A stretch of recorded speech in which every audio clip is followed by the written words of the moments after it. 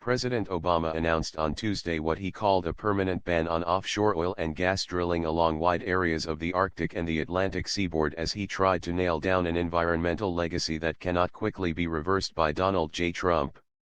Mr. Obama invoked an obscure provision of a 1953 law, the Outer Continental Shelf Lands Act, which he said gives him the authority to act unilaterally. While some presidents have used that law to temporarily protect smaller portions of federal waters, Mr. Obama's declaration of a permanent drilling ban from Virginia to Maine on the Atlantic and along much of Alaska's coast is breaking new ground. The declaration's fate will almost certainly be decided by the federal courts. "It's never been done before," said Patrick Parento, a professor of environmental law at the University of Vermont. "There is no case law on this. It's uncharted waters."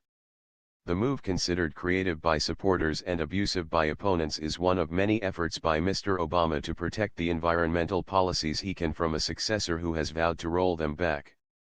The president, in concert with United Nations leaders, rushed countries to ratify the Paris Agreement on climate change, putting the multinational accord into force in record time, before Mr. Trump's inauguration.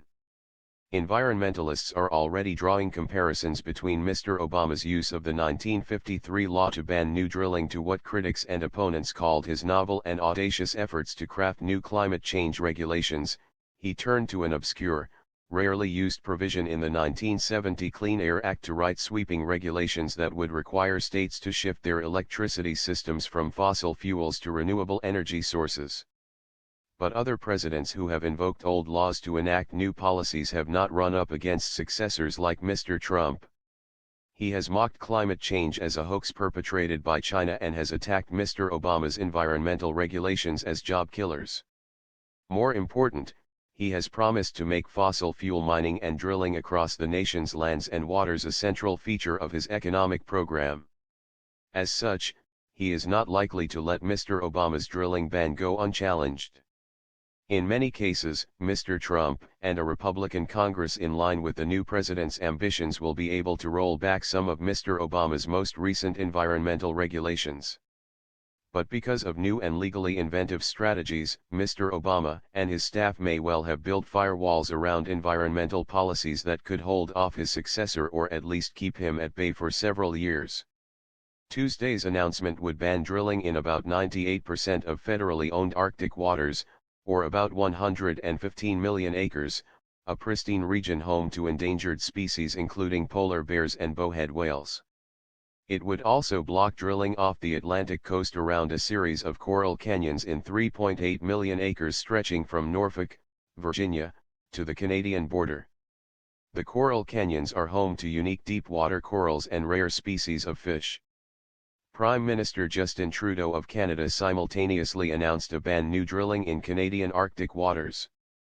These actions, and Canada's parallel actions, protect a sensitive and unique ecosystem that is unlike any other region on Earth, said Mr. Obama in a statement. They reflect the scientific assessment that even with the high safety standards that both our countries have put in place, the risks of an oil spill in this region are significant and our ability to clean up from a spill in the region's harsh conditions is limited. Opponents of Mr. Obama's environmental agenda said they fully expect Mr. Trump to take actions to legally undo the ban.